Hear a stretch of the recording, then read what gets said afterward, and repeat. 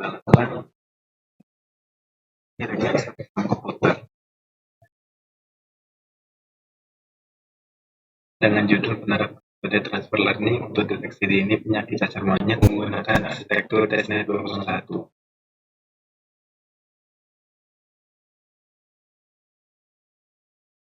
Cacar monyet atau monkeypox virus adalah satu dari virus zoonosis yang tergolong dalam genus Orthopoxvirus dan famili Poxviridae. Virus infeksi monkeypox disebut juga dengan cacar monyet pertama kali ditemukan pada manusia di Republik Kongo pada tahun 1970. Infeksi sebelumnya menjadi penyakit endemik terutama di daerah Afrika. Gejala awal yang ditimbulkan pada penyakit cacar monyet yaitu demam yang disertai dengan sakit kepala berat, berkeringat, menggigil, sakit punggung, sesak nafas, dan batuk.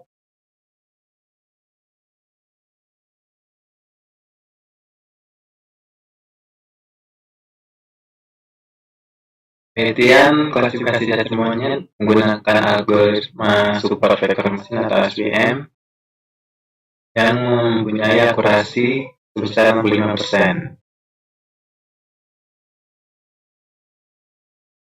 Dan yang menggunakan MobileNet 2 mendapatkan akurasi sebesar 92%. Berdasarkan latar belakang dan permasalahan yang telah diuraikan, maka saya tertarik untuk melakukan penelitian dengan judul penerapan metode transfer learning untuk deteksi dini penyakit cacar monyet menggunakan arsitektur DesNet 201. Identifikasi masalahnya yaitu untuk meminimalisir penyebaran penyakit cacar monyet, salah satunya dengan cara mendeteksi secara dini. Karena keterbatasan dalam deteksi penyakit, maka diperlukan sebuah model deep learning, yaitu presisi yang dapat mendeteksi penyakit cacar monyet dengan rapat. Penerapan metode transfer learning DesNet 201 dalam klasifikasi penyakit cacar monyet.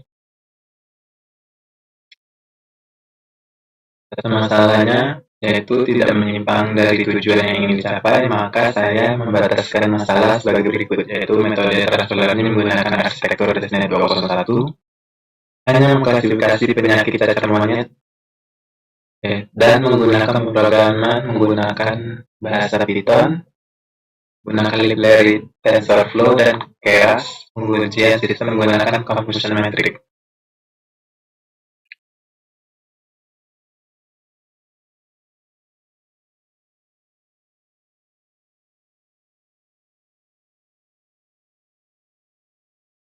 Berikut adalah contoh gambar dari evolusi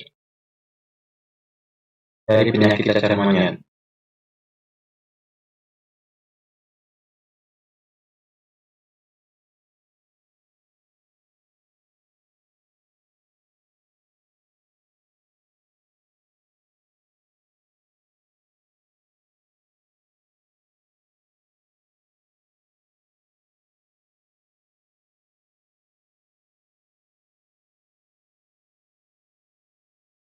Ini adalah penelitian relevan atau penelitian terdahulu yang berdasarkan bidang klasifikasi dengan arsitektur DesNet 201.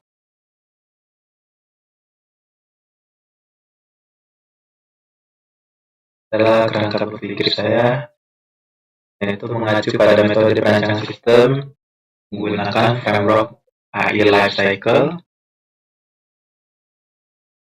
yaitu problem scoping, belum adanya klasifikasi penyakit cacar monyet yang menggunakan metode transfer learning DesNet 201, data acquisition-nya, pengambilan data penyakit cacar monyet pada media Kaggle, data exploration-nya yaitu proses preparation dan pre-processing meliputi rescaling, resealing, dan labeling, dan melakukan augmentasi. Selanjutnya adalah modeling, yaitu penerapan metode transfer learning arsitektur DesNet 201 pada dataset. Evaluasinya yaitu uji performa hasil model menggunakan confusion metric, dan deployment-nya yaitu mengimplementasikan hasil dari model tersebut.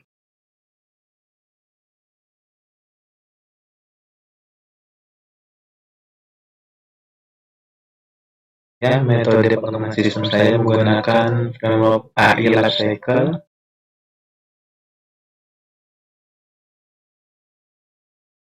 Ini contoh sampel dataset saya, yaitu ada monkeypox atau cacar monyet dan non-monkeypox atau yang bukan cacar monyet. Yang berjumlah data trainingnya atau data latihnya untuk cacar monyet 1400-an, data validasinya 160-an, data ujinya 133. Dan untuk non-monkeypox atau yang tidak atau yang bukan cacar monyet, untuk data training atau data latihnya yaitu 1700-an, untuk data validasinya 250-an, dan data ujinya atau data tesnya 50-an.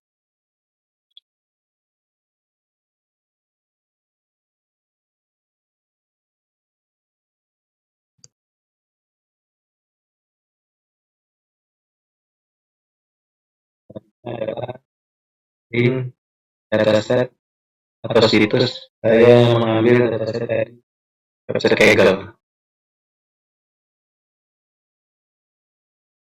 Dan ini saya menggunakan metode penguji sistemnya menggunakan composition metric yang menggambarkan pertujuan performa dari sebuah model atau algoritma secara spesifik.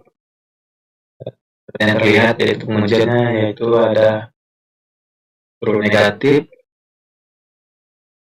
dan false negatif dan false positif dan true positif. Di sini saya hanya mengambil dua kelas yaitu penyakit cacar monyet dan non cacar monyet.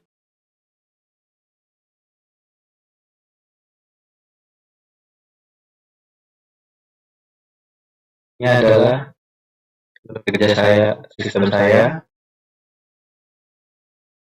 di mana saya mengambil dataset, kemudian melakukan processing data, dan processing data memakai teknik grayscaling dan ray-tracing untuk menerapkan augmentasi datanya. Kemudian dilakukan split data atau pembagian data dari keseluruhan dataset menjadi data training, data test, dan data validasi.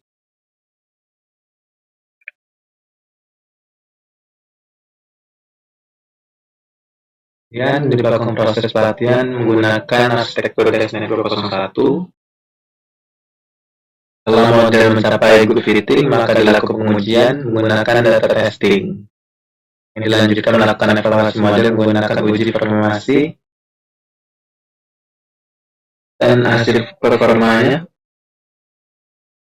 Jika modelnya buruk atau akurasinya rendah, maka melakukan kembali training ulang. Jika hasilnya bagus atau akurasinya tinggi, maka model dilakukan uji performa.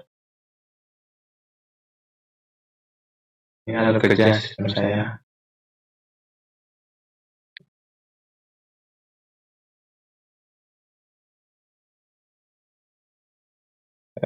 Langsung saja kita ke penjelasan program saya.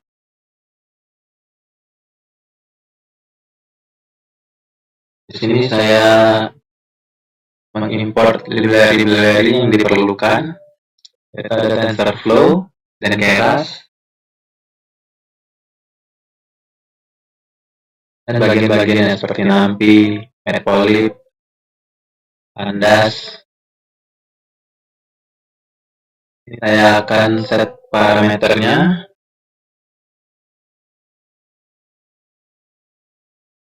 Dan melakukan epoch 10 kali. Berhubung ini saya memikirkan waktu karena jika melakukan ujian sebanyak 50 kali itu memakan waktu, maka saya melakukan epochnya hanya 10 kali, singkat waktu.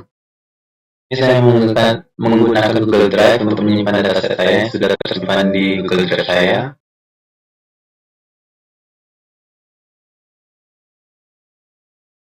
Ini saya akan mengimport dataset saya pada program ini. Setelah diimport, dicek apakah foldernya ada. Foldernya ada, data akan di automation. Jadi train data again, gunakan image generator.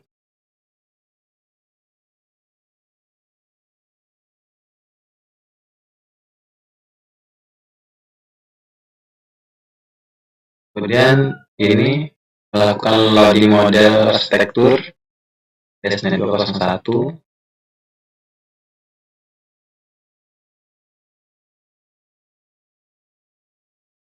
Dan training model, evaluasi model, dapatkan prediksi, dalam melakukan prediksi, melakukan pengujian menggunakan confusion metric, klasifikasinya. Kita di sini saya sudah melakukan training terhadap dataset saya. Saya hanya melakukan 10 epoch atau 10 kali ujian training. Di sini saya mendapatkan nilai akurasi trainingnya cukup tinggi dan meningkat, yaitu berarti arsitektur DSNet ini bisa memberikan hasil yang baik, mulai dari 0,6 sampai menaik dari 0,8, 0,9 sampai yang tertinggi yaitu 0,95% akurasinya. Lossnya di sini kita lihat semakin menurun. Kalau lossnya semakin menurun itu semakin bagus. Juga untuk akurasi validasinya di sini juga lumayan tinggi. Yang tertinggi adalah 0,78%. Validasi lossnya yaitu rendah, berarti bagus. Ini saya akan menggunakan dua kelas untuk mengklasifikasinya menggunakan confusion metric, yaitu cacar monyet atau tidak cacar monyet. Ini bagus ya, hasil prediksi akurasinya mendapatkan 0,98%. Dan ini adalah tabel confusion metricnya. Dari 19 data yang saya tes, salahnya ada 0.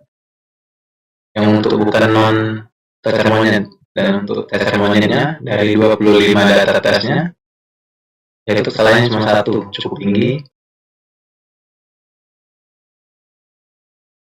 Dan ini adalah tabel dari training loss, validasi loss, training akurasi, validasi akurasinya. Ya, di sini pada trainingnya, training loss itu semakin rendah, berarti semakin bagus. Dan untuk validasi lossnya juga lumayan rendah. Akurasi training atau akurasi data latihnya yaitu semakin tinggi dari 0,7 sampai paling besar 0,95%. Dan untuk akurasi validasinya juga semakin meningkat. Yang paling besar adalah ini 0,8. Baiklah, itu saja yang akan saya jelaskan pada proposal skripsi saya, dan saya ucapkan terima kasih dan saya ucapkan wassalamualaikum warahmatullahi wabarakatuh.